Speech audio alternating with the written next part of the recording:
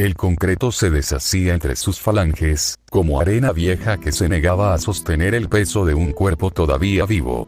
Tropezó. Cayó de rodillas, y el rostro golpeó el suelo con un ruido seco, mineral, semejante a un vidrio astillándose bajo el peso del cansancio. Jadeaba. Cada inhalación era un espasmo. Un temblor involuntario de los músculos intercostales, de la tráquea obstruida por el miedo. Su respiración sonaba como si intentara sorber aire a través de una grieta. Se impulsó hacia atrás, hasta cubrirse tras una columna que apenas resistía su propio esqueleto de concreto. Sus dedos temblorosos, rígidos por el frío, tantearon a ciegas entre sus caderas, buscando algo. No pensaba, solo reaccionaba. El cuerpo era ya un mecanismo autónomo, gobernado por descargas eléctricas más que por voluntad. De pronto se detuvo. Firme. Como si alguien hubiese desconectado de golpe el flujo de pensamientos.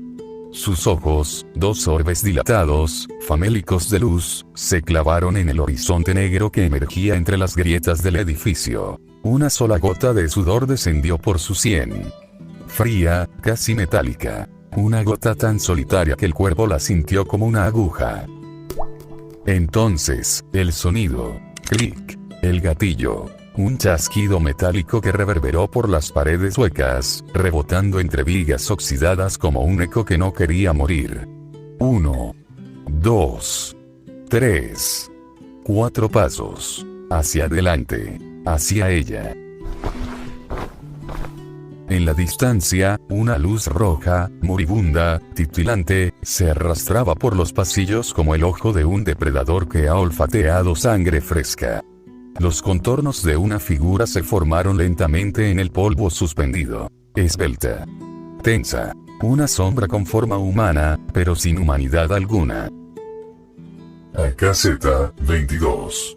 La voz sonó distorsionada por el comunicador. Localizamos a una persona con vida.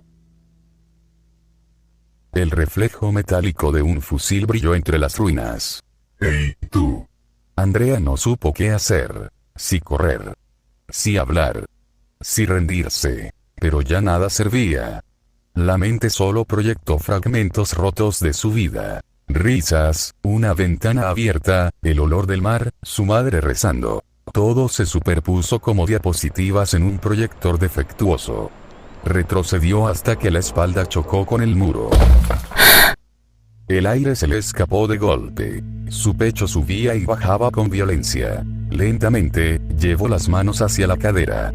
El soldado avanzó. 1, 2, 3 pasos más.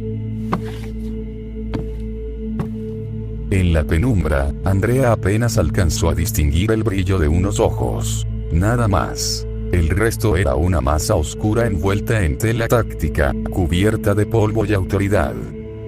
Es una mujer joven, dijo el hombre por radio, alumbrando con la linterna su rostro. Parece sana, ¿qué hacemos con ella? Un silencio pesado. El mundo contuvo la respiración. Incluso el viento pareció arrodillarse para escuchar la respuesta. Exterminio. La palabra viajó a través del comunicador con la precisión quirúrgica de un disparo. El soldado giró la cadera, alineó el cañón, alejó el rostro del visor. Y entonces la oscuridad se rompió.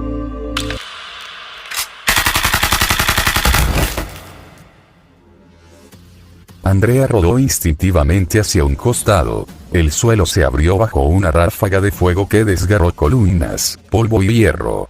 El sonido fue una mezcla de rugido y plegaria. Pedazos de concreto llovieron. Una viga colapsó con un quejido metálico. Ella se arrastró. Las rodillas raspadas, los codos llenos de grava, el corazón empujando sangre como si quisiera escapar primero que ella. Su cuerpo se movía sin pensar. Pura respuesta reptil, el último vestigio del instinto que aún se aferra a la vida. Por fin, sus dedos encontraron el mango frío de una Glock. La sacó. Se apuntaló contra un muro, giró la muñeca y apretó el gatillo. El estruendo fue seco, cortante. Una explosión blanca iluminó su rostro y los ojos del enemigo. Después, solo quedó el eco. Y el olor. A metal.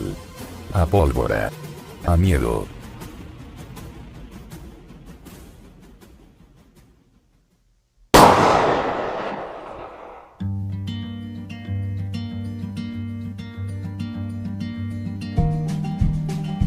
Bueno, Andrea Meraz, buenos días. Buenos días. Un año se cumple de esta violencia imparable en esa región de Sinaloa, en la región de Culiacán. ¡Una cinta, más cinta, güey! ¡Otra cinta!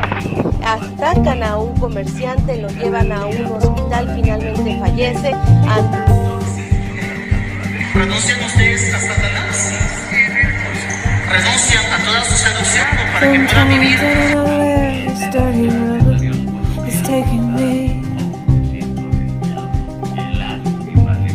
Sometimes I don't know the reason why. So I guess I keep gambling lots of ways. Well, it's easier than just Dos horas de lo que waiting. podemos considerar el inicio de esta violencia imparable en esa región de Culiacán.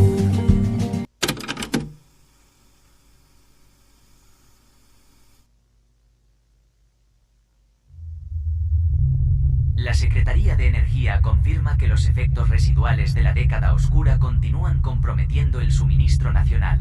El gobierno militar interino recomienda que... La transmisión se corta. La voz del locutor se disuelve en el zumbido grave de los refrigeradores apagados, un zumbido que parece emanar de las paredes mismas, como si el concreto respirara con dificultad. La corriente titubea, la luz parpadea con un espasmo blanco, luego amarillo, luego muerto. Adentro y afuera del local, el calor opera como un agresor.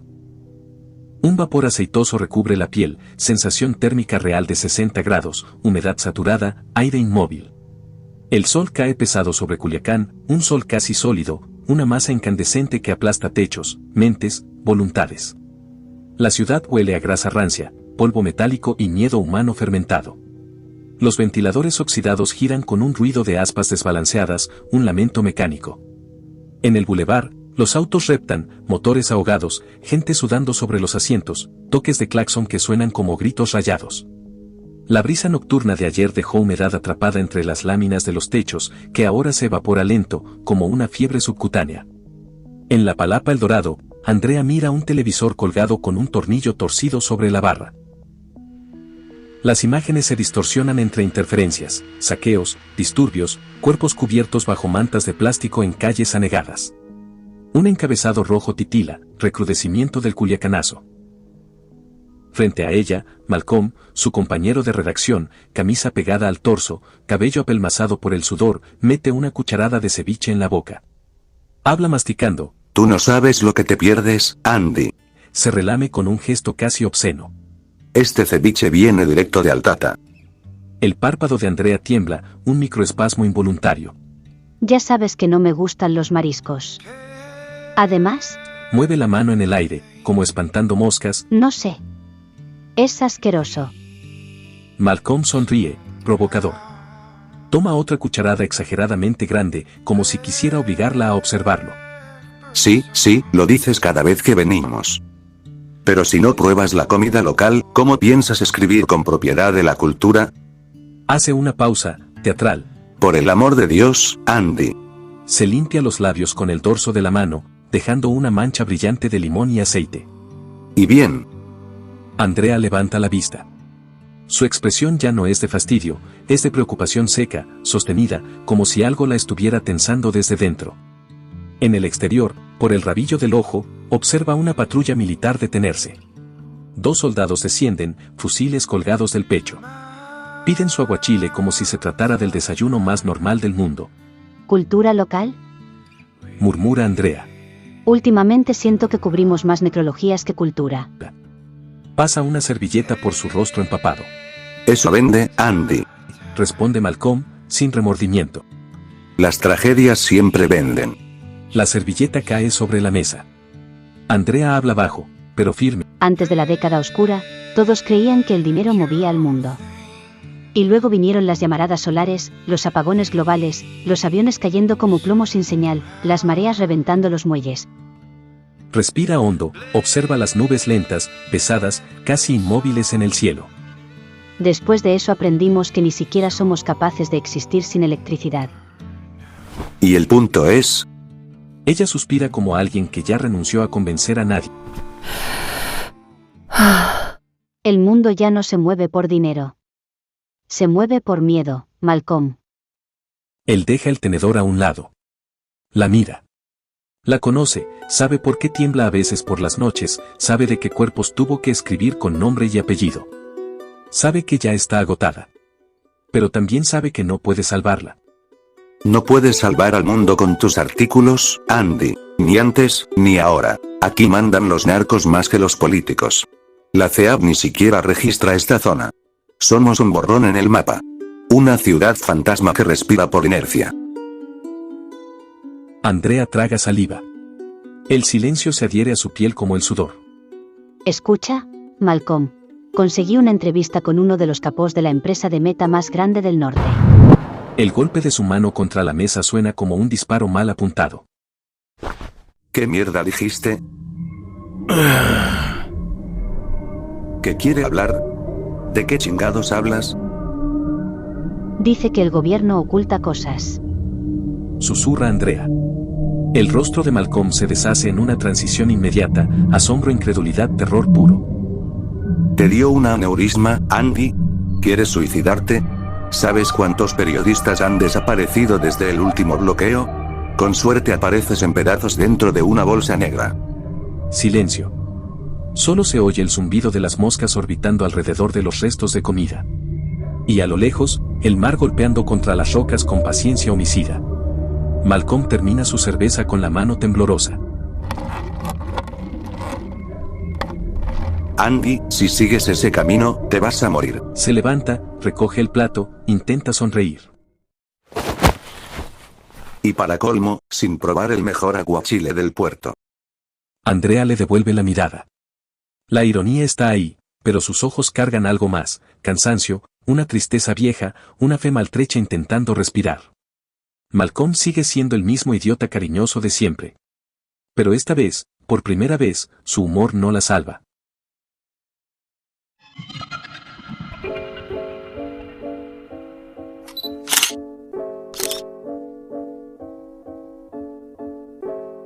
Estoy aquí pensando en todo. Estoy aquí pensando en todo. No temas a hacerlo. No temas a hacerlo. No te va a salir bien. No te va a salir bien.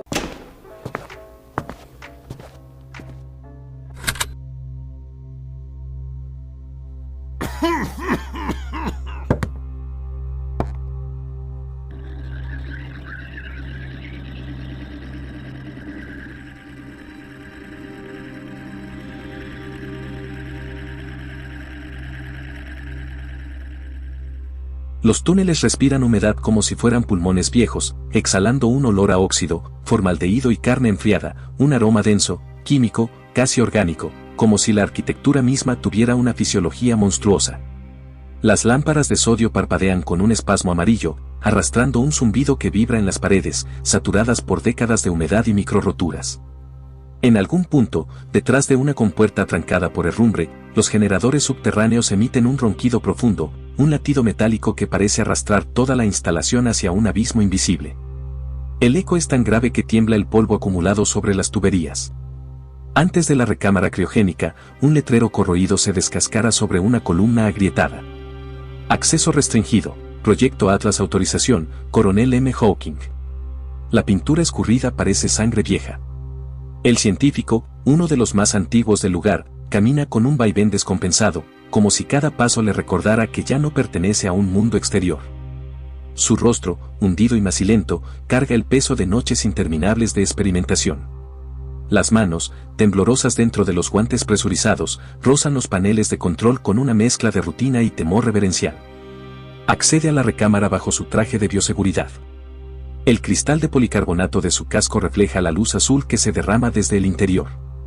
La temperatura marca 0,3 grados centígrados. El frío se desliza entre las capas del traje, adheriéndose a la carne como una mortaja húmeda. Da un paso. Luego otro. La cámara se abre ante él como un útero mecánico, una luz azul pálida tiñe el ambiente con un resplandor submarino, distorsionando los contornos. Las paredes están forradas con tuberías verticales dispuestas como costillas de una criatura metálica que respira al ritmo de las válvulas hidráulicas. Cada expulsión de vapor levanta una neblina fina, helada. El científico se detiene. Espera. Escucha. El mecanismo despierta.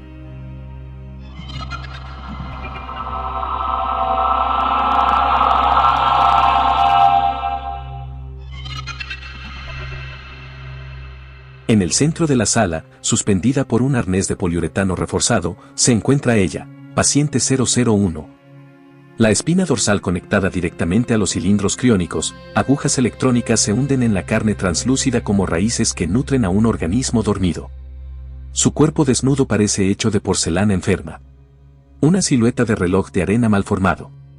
Piel translúcida, casi transparente, tensada sobre huesos largos y delgados. Sin cabello. Sin cejas. Sin pestañas. Una figura diseñada, no nacida. 001 emerge de su letargo como si fuera un software reiniciándose en cámara lenta. Abre los ojos. Pero no es un gesto humano, es como ver dos membranas viscosas desprendiéndose desde dentro, revelando dos esferas completamente negras. Sin iris. Sin blanco. Sin nada que delate humanidad. El científico traga saliva. La luz parpadea. Porque ella interfiere. No hay explicación técnica impecable que lo respalde, pero todos los científicos antiguos lo han visto. Cada vez que 001 despierta, las lámparas tiemblan como si una frecuencia desconocida vibrara desde su cuerpo.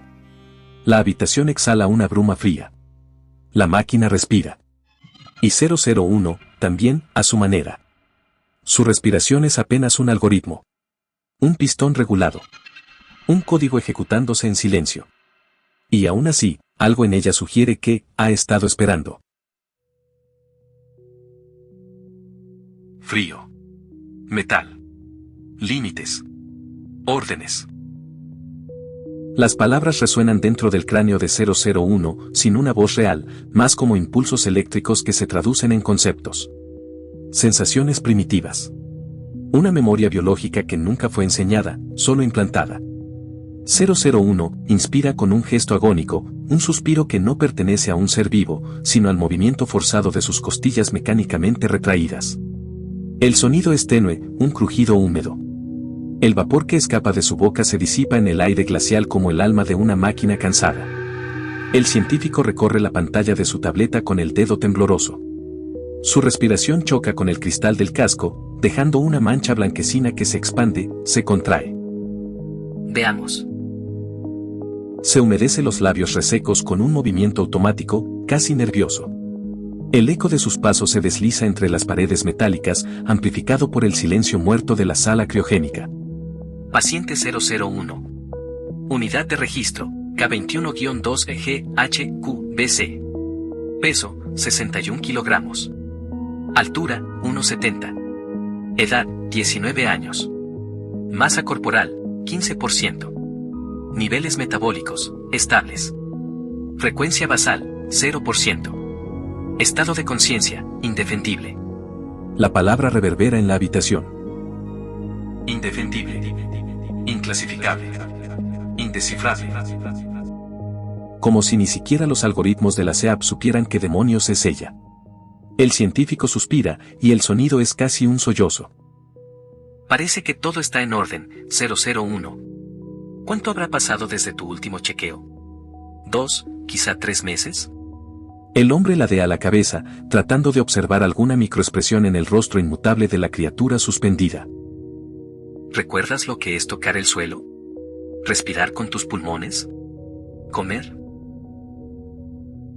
Un espasmo ínfimo, casi imperceptible, tensa los párpados de 001. Una reacción tan pequeña que podría ser un error eléctrico, o un pensamiento. El científico retrocede medio paso, desconcertado. Vaya, parece que sí comprendes el inglés. Pero no estoy seguro de qué significa eso. ¿Tomas algún atisbo de conciencia? Los ojos negros de 001, profundos como pozos sin fondo, lo observan. No parpadea. No respira. No tiembla. Solo estudia. Frío, metal, límites, órdenes, repetir, repetir, repetir. ¿Qué hay afuera de la luz azul? ¿Qué hay más allá del mecanismo? ¿Por qué existo? No quiero repetir.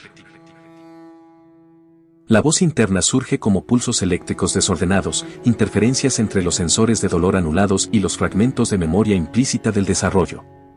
El científico carraspea, incómodo ante la sensación de ser examinado. Bueno, paciente 001, su voz se quiebra apenas, continuamos protocolo de rutina. No registras intentos de fuga.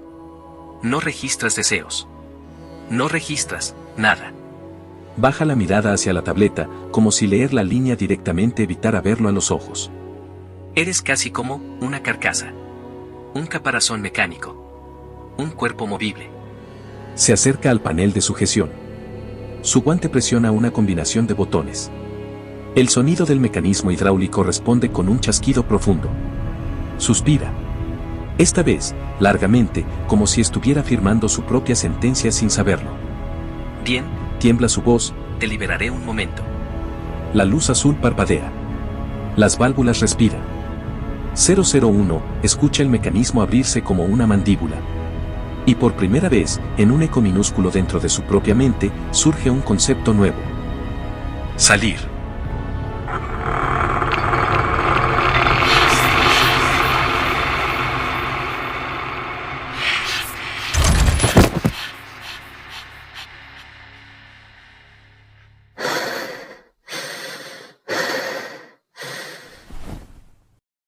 Las válvulas que perforaban su espina dorsal se retrajeron con un sucio sonido de desgarro. Metal, carne y vacío se succionaron en un chasquido final y húmedo. Un chorro de vapor, blanco y pestilente, escapó de los injertos abiertos. Subió siseando hacia el techo de concreto, el último y estéril aliento de un sistema desmantelado. El arnés se dio con un clic seco. La gravedad hizo el resto. 001 no se rindió a la caída, la ejecutó. Impactó el suelo de acero con una precisión despiadada, un golpe sordo y definitivo, como una bala que encuentra su blanco. Su cuerpo absorbió la fuerza, su columna se arqueó en una tensión antinatural. No hubo espasmo. No hubo temblor. No hubo dolor. Solo la eficacia silenciosa de la predación. El impacto sacudió la plataforma, levantando una nube de polvo frío que se adhirió a su piel pálida. Contacto con el mundo. Contacto con el tiempo. Frío, metal, piso, caída, cálculo, repetir. El científico jadeó. No era elegancia, era profesionalismo terminal. Avanzó con pasos pesados, el traje de bioseguridad resonando como un caparazón de plástico barato.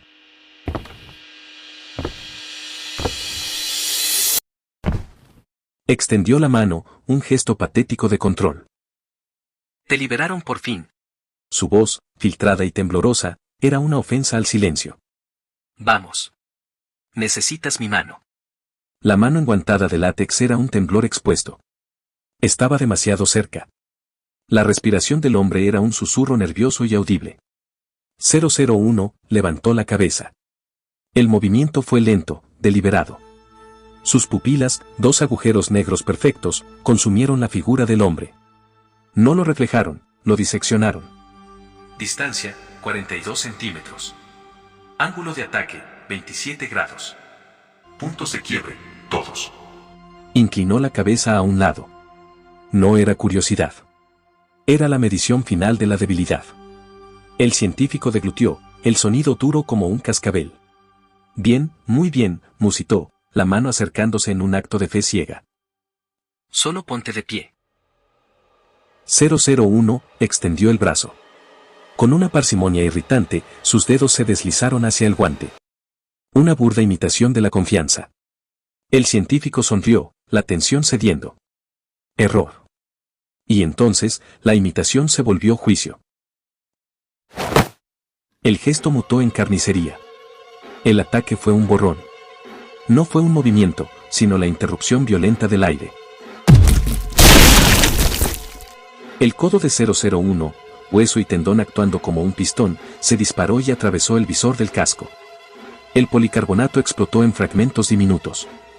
El sonido resultante fue un golpe húmedo y obsceno, como una calabaza madura reventando contra una pared. Los globos oculares del científico salieron despedidos, colgando de cordones nerviosos antes de romperse contra su pecho. La sangre, densa y casi negra, salió a presión del cráneo destrozado y cubrió los restos del visor, sellándolo en una máscara de rojo víscera. El hombre cayó. Se desplomó de rodillas en una convulsión final. El aire, mezclado con líquido pulmonar, burbujeaba rítmicamente en el casco roto, el único sonido de su muerte. 001 lo observó. La cabeza todavía ladeada. Sin emoción. Sin prisa. Sin moral. Primer movimiento. Necesidad cumplida. Primer cambio. Brecha. Salida. Las alarmas se rasgaron. Las luces rojas comenzaron a pulsar, saturando el metal de la sala. El complejo entero despertó, el eco grave de la sirena subiendo desde la profundidad de los túneles de hormigón. Alerta. Brecha de contención. Paciente 001 liberada. Ejecutar protocolo de neutralización. Fuego real. Los respiraderos cobraron vida. Los drones de seguridad se activaron, descendiendo con un zumbido agresivo, insectos de acero programados para matar. 001 se alzó. El movimiento fue una demostración de fuerza geométrica. Se puso de pie sobre el cuerpo agonizante, los músculos bajo la piel translúcida tensándose como cables de titanio. Llevaba la marca de su primer acto en la cara. Y el mundo, consciente de lo que había despertado, comenzó a pagar el precio.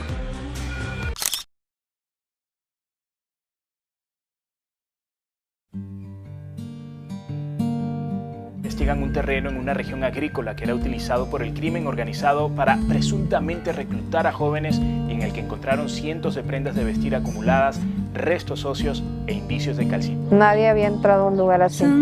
Habíamos entrado a lugares donde eran casas de seguridad, pero no de adiestramiento, no de exterminio. También encontraron libretas con listas de sobrenombres o apodos, fotografías, una carta y una identificación.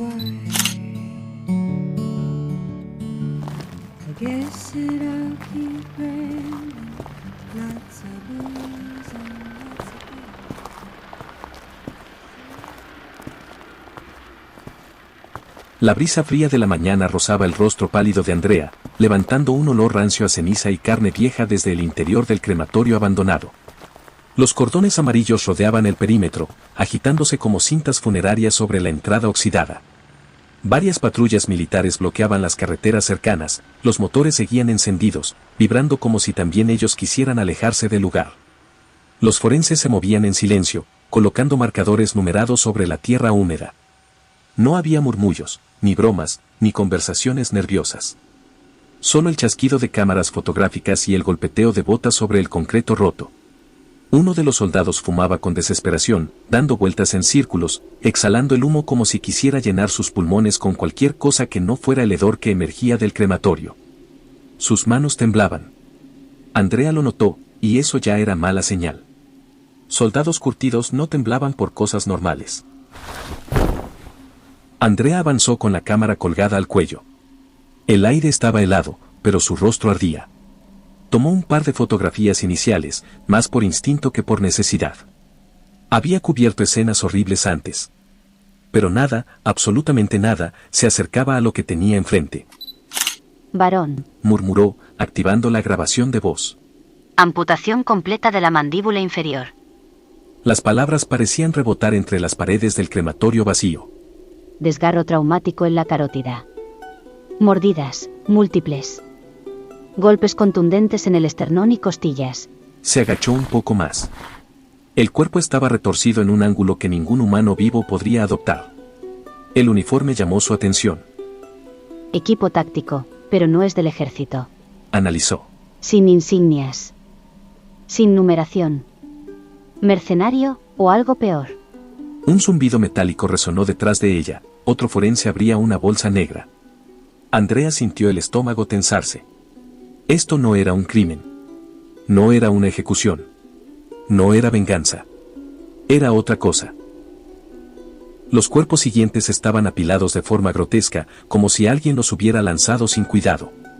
17 en total. Difícil distinguir dónde terminaba uno y empezaba el siguiente.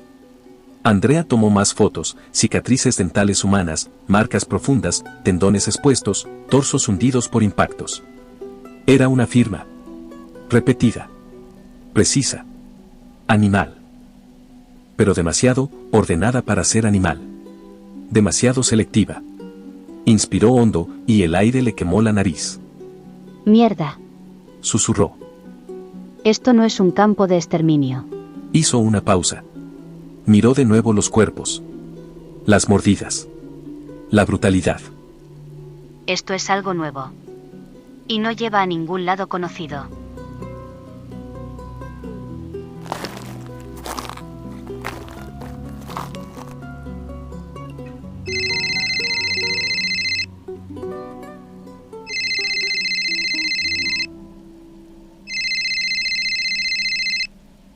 El celular vibró contra su muslo con una insistencia que le atravesó el cuerpo como un alfiler caliente. Andrea cerró los ojos apenas un instante, irritada, pero la irritación era solo la superficie. Lo que realmente la bloqueaba era la escena frente a ella, un cuadro detenido en su punto más crudo. El olor a sangre, la textura húmeda del aire, las moscas en espiral, los cuervos que observaban desde las vigas rotas como si esperaran su turno. Todo parecía suspenderse alrededor de ella. Se alejó unos pasos, dándole la espalda a los militares y al cadáver. Sus botas hundieron la tierra blanda, y su columna, siempre sensible desde aquel tratamiento, le lanzó una punzada que subió hasta la nuca. Su corazón latía con un ritmo desigual, casi doloroso. Sentía un mareo ligero, como si la escena y el calor del sol recién nacido se mezclaran para empujarla hacia el borde. Miró la pantalla. Clara. La mandíbula se le tensó. Chasqueó los dientes antes de contestar. Clara. Estoy en una escena forense. ¿Puedes llamar más tarde? Lo que volvió no fue una respuesta, fue silencio. Un silencio espeso. Vibrante. De esos que anticipan un golpe. Andrea respiró hondo, la presión en sus sienes le latía con un dolor tenue pero constante. Caminó bordeando los cordones amarillos, los cuervos seguían su paso con sus ojos redondos y negros, y las moscas zumbaban como un coro macabro. El sol apenas despuntaba sobre las ruinas, pero parecía que el cielo estaba derramando sangre líquida sobre el horizonte. Finalmente, la voz al otro lado rompió el vacío, suave pero cargada de algo extraño.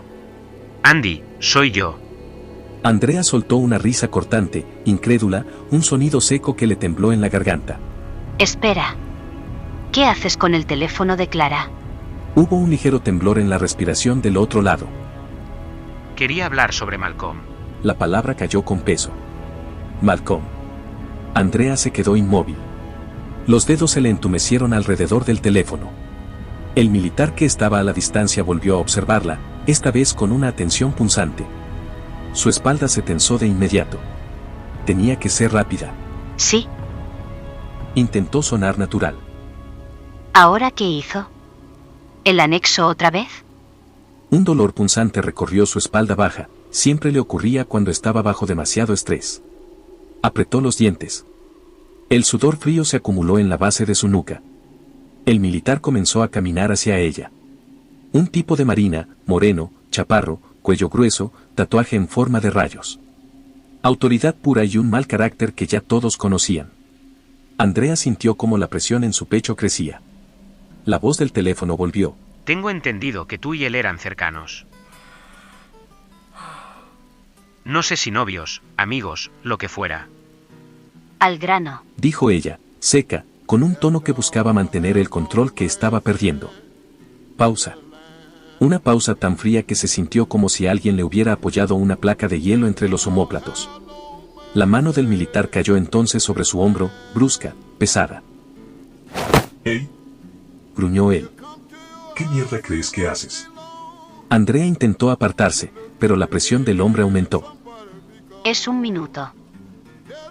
Escapó de sus labios. Es algo importante.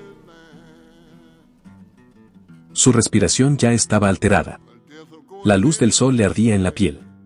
Los mareos regresaron. La espalda le dio otra punzada. Y entonces, entre la forcejeada, entre la tensión y el agarre en su muñeca, llegó la frase. Malcolm murió. La realidad se quebró. La respiración se le cortó de golpe, como si alguien hubiera arrancado el aire del ambiente. Las piernas se le doblaron y tuvo que aferrarse a un pedazo de tierra para no desplomarse. Su visión se nubló alrededor de los bordes, un pitido sordo le llenó los oídos, tan fuerte que eclipsó todo. No tuvo oportunidad de procesarlo. El militar la empujó con brusquedad. Andrea cayó de espaldas contra el suelo, un dolor agudo recorrió su columna como una chispa eléctrica. El teléfono salió volando y se oyó el chasquido de la llamada cortándose. El militar lo recogió, lo lanzó hacia ella sin mirarla. A tu trabajo, gruñó. No se permiten llamadas. Andrea se quedó sentada en el suelo, con las manos temblorosas, el pulso disparado, y el aire entrando a su cuerpo como si estuviera aspirando a través de una rendija. Sus ojos ardían. No solo por el sol. Por todo. ¿Qué demonios fue eso?, murmuró. No había respuesta. Solo dolor. Y un vacío creciendo. Malcolm no era un simple compañero. No era un hombre más en una lista de muertos. Era alguien que había estado con ella en sus días oscuros, esos días donde el dolor de la médula, los vómitos, la piel sensible y las agujas eran rutina. Él había sido compañía cuando ella era pura fragilidad. Y ella no estuvo. No estuvo cuando él murió. Se incorporó lentamente, las piernas aún temblorosas, la espalda protestando, el aire quemándole los pulmones. Mierda, Malcolm. ¿En qué te metiste?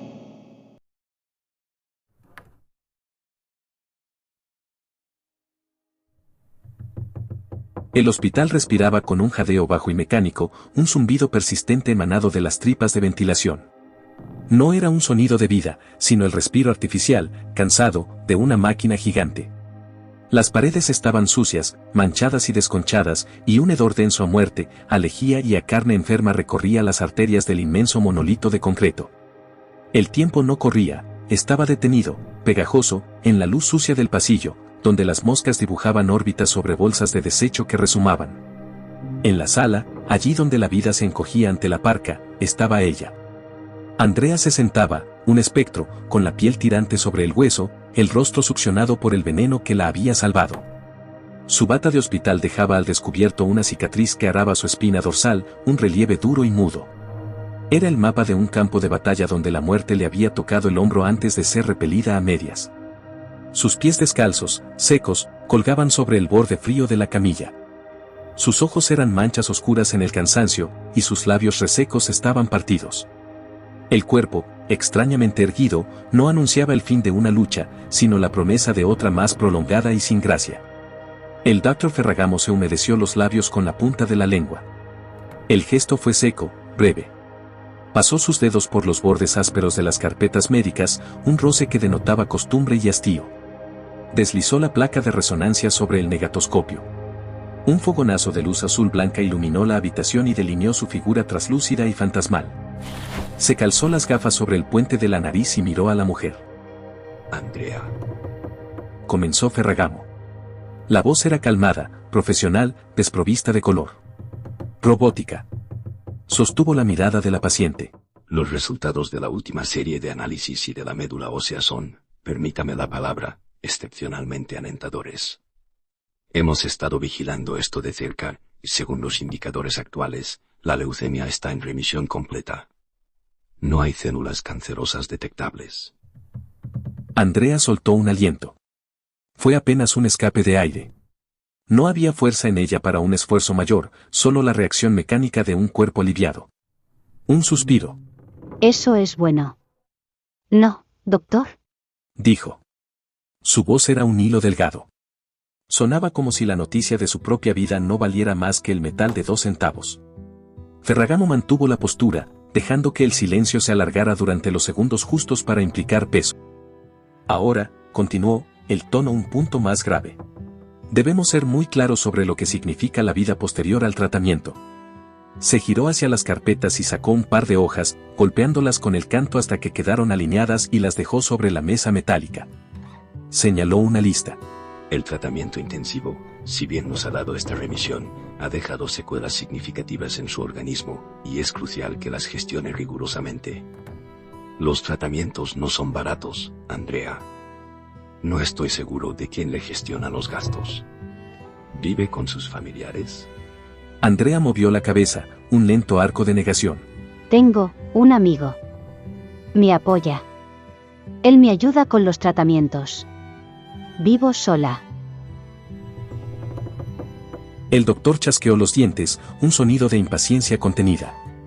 De acuerdo, Andrea. En primer lugar, su piel y su sistema inmunológico están permanentemente sensibilizados. La exposición directa al sol está estrictamente prohibida. Adoptará el uso de protección de amplio espectro y ropa protectora como una necesidad diaria. Su dieta, asimismo, debe ser impecable. El consumo de alimentos procesados o de comida basura representa un riesgo innecesario para su sistema digestivo y renal ya vulnerados. El doctor se movió en un círculo corto, indicando puntos invisibles en el aire. Finalmente, Andrea, y necesito su atención aquí. Los efectos secundarios musculoesqueléticos a largo plazo de la quimioterapia han provocado una degeneración en la columna vertebral que no es reversible. Lo lamento, experimentará dolores crónicos de espalda por el resto de su vida.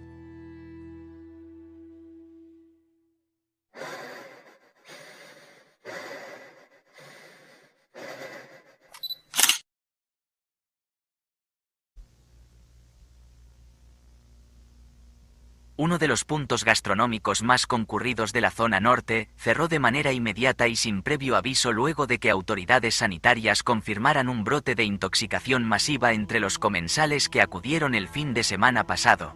De acuerdo con el informe preliminar del Departamento de Salud, al menos 9 personas fallecieron y más de una docena fueron hospitalizadas con síntomas severos. Entre las víctimas se encuentran civiles y 2 elementos de la Marina, quienes habían asistido al local horas antes de ser trasladados de emergencia a centros médicos. La presencia de personal militar entre los afectados provocó que la investigación fuese asumida también por unidades federales. Aunque las autoridades mantienen la versión oficial de una intoxicación alimentaria, fuentes internas, que solicitaron permanecer en anonimato, señalaron que algunos pacientes presentaron síntomas inusuales, no compatibles con intoxicaciones por mariscos comunes. No sabemos qué es. No encaja con nada que hayamos visto, comentó uno de los médicos tratantes. El establecimiento permanece ahora acordonado y bajo vigilancia, mientras se analizan muestras del agua, productos marinos y equipo de cocina. No se descarta la posibilidad de una contaminación externa, aunque ninguna dependencia ha ofrecido detalles adicionales. El caso ha despertado preocupación entre los habitantes de la zona, quienes piden transparencia sobre lo ocurrido, mientras el cierre repentino del local deja una sensación incómoda de que tal vez no se trate únicamente de una intoxicación alimentaria, sino de algo más.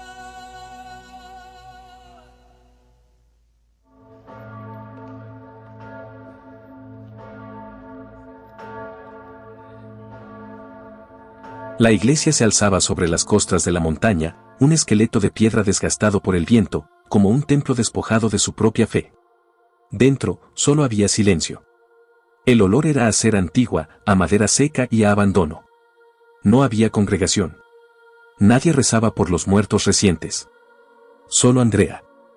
Estaba arrodillada, la espalda rígida, los ojos cerrados. El polvo fino de la luz de la mañana flotaba sobre las tablas del suelo, sin ser perturbado. Escuchaba la prédica del padre Fausto. Un hombre tan viejo como el óxido, cuyas manos frágiles temblaban bajo la sombra de la edad. Fausto cerró el libro. El golpe seco de las tapas resonó en el vacío del altar. Se irguió, tan desprovisto de gracia como Andrea de salud. No había paz en su rostro. Parecía fatigado por el peso de las palabras que acababa de pronunciar. Andrea se levantó. Sus ojos, hundidos en círculos oscuros, eran sacos de arena. La carne de su rostro, pálida, adquiría un tono casi verdoso, enfermizo. Sentía una punzada sorda tras las sienes, la presión era tal que temía que los ojos se le saltaran de las órbitas. Arrastró los pies sobre la piedra fría y caminó hacia el padre, quien ya recogía los pocos enseres que quedaban, preparándose para abandonar la iglesia como si abandonara una fe largamente muerta.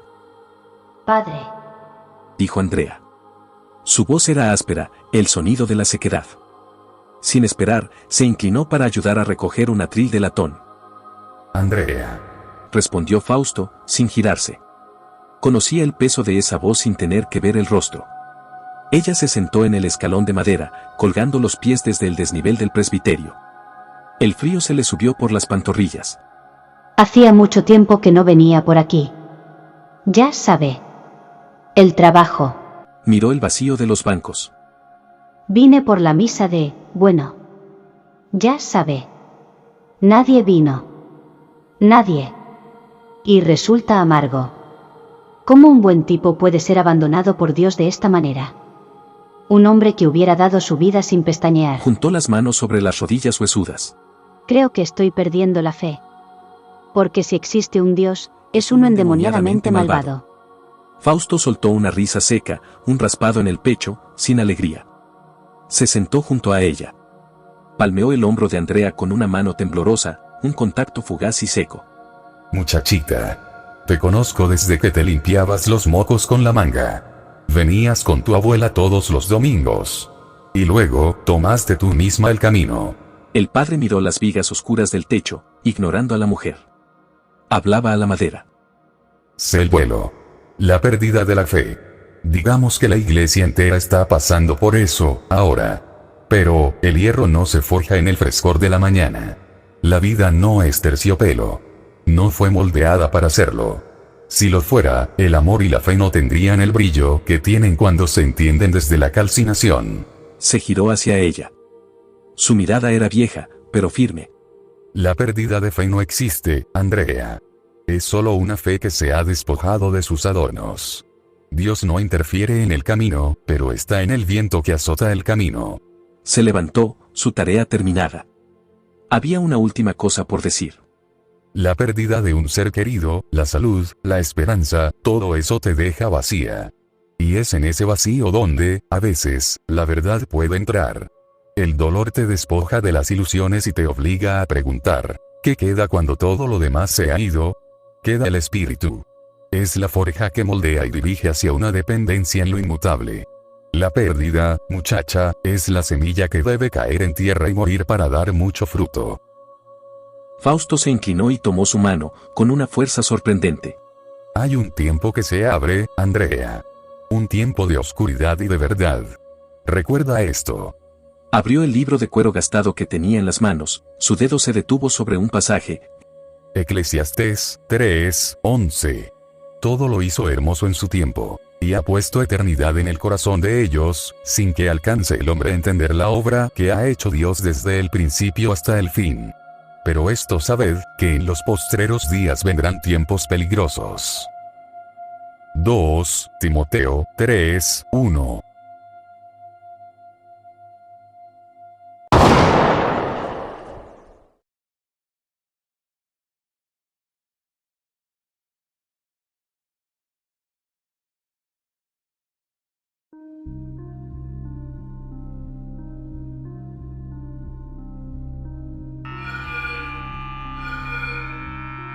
El alarido metálico de los drones se clavó en el cráneo de 001 como un taladro. Era un tono diseñado para la incapacitación, para nublar la mente. Los aparatos zumbadores se movieron con precisión quirúrgica, rodeando el perímetro. Detrás, las puertas criogénicas se cerraban con un chasquido de acero oxidado, sellando la ratonera. Bajo el follaje de las hélices, los drones desplegaron sus cañones, pequeños tubos de rifle que comenzaron a emitir un calor seco. Ella se movió. El tiempo no se detuvo, se fragmentó. Un parpadeo de luz estroboscópica y luego, el aire fue lacerado por el sonido. Uno de los drones explotó contra el suelo, una nube de aceite y circuitos vaporizada. Las cámaras de vigilancia y los sensores avanzados, calibrados para la velocidad humana, no registraron nada. El movimiento de 001 era una falla en el cantiñón de la luz y la sombra. Salió de la sala criogénica. No era un ser humano, sino un animal enjaulado que apenas conocía la dirección a seguir. Sus músculos estaban tensos como cables de puente, las venas bajo la piel pálida hinchadas, a punto de estallar. Recorrió el pasillo, una galería de cuartos sellados con números de serie idénticos a los suyos. No corría, pero el aire que dejaba a su paso olía a metal y a muerte fresca. Al final del corredor, La puerta pesada se abrió con un ruido hidráulico, revelando al equipo de contención. 12 hombres. 12 siluetas en armadura táctica, armados hasta los dientes, sus cascos con visores iridiscentes. A pesar de lo estrecho de la pared, se distribuyeron como un engranaje perfecto, estrategia ensayada, absoluta confianza. 001 se detuvo. Las alarmas cesaron, dejando un vacío ensordecedor.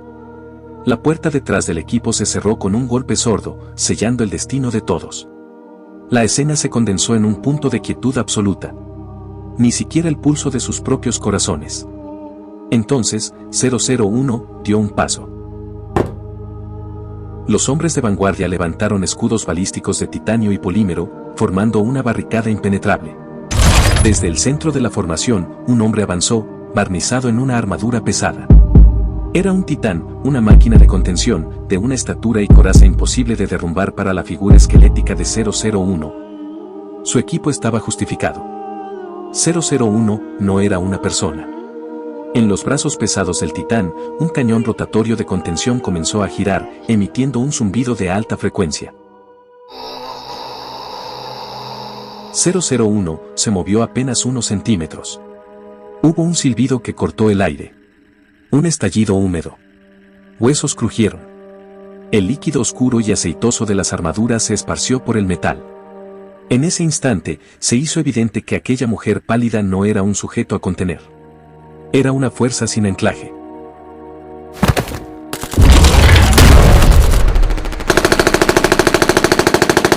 Las chispas de la rotación del cañón iluminaron el resto de la acción.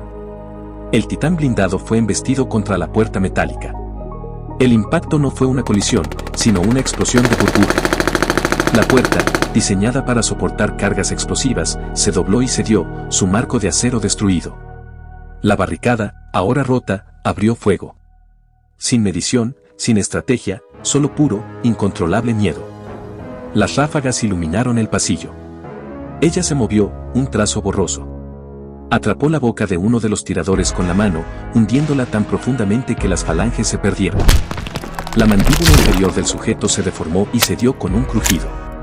001 lo asfixió con su propia sangre y tejido. Giró. Su puñetazo describió una elipse negra en el aire. El impacto destrozó la sien de otro hombre que portaba una escopeta de contención.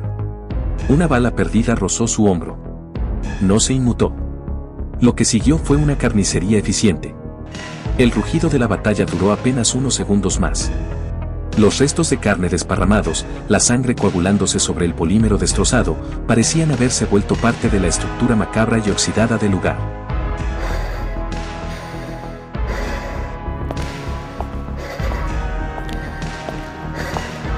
Sobrevivientes. Ninguno. La mujer avanzó. Deliberadamente. Administrando cada uno de sus pasos ahora que no había impedimento. Llegó a la intersección, donde un grupo de hombres con batas blancas y chaquetas de cuero intentaban huir. Era inútil. Enfrentarlos era como intentar huir de la órbita de un planeta que te arrastra. Se lanzó. Hubo desgarro de brazos, tendones que se partían, dientes que explotaban, ojos que se reventaban, cerebros que estallaban. Un solo ser desatado en algo más profundo que la furia. Era la crueldad fría y sin propósito lo que habitaba en ella. En 61 segundos, el movimiento cesó. Solo quedaba uno vivo. Un hombre en un rincón.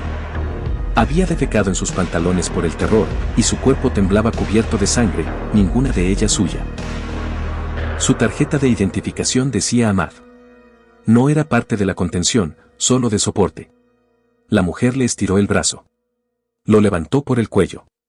La mano le aplastó el rostro como si fuera una calabaza sobremadurada entre sus falanges. Lo sostuvo como un muñeco de trapo contra el sensor de la puerta de salida. Restregó el rostro deformado del hombre sobre la placa hasta que la luz se puso verde. Salió. El cuerpo de Ahmad cayó con un golpe blando y definitivo.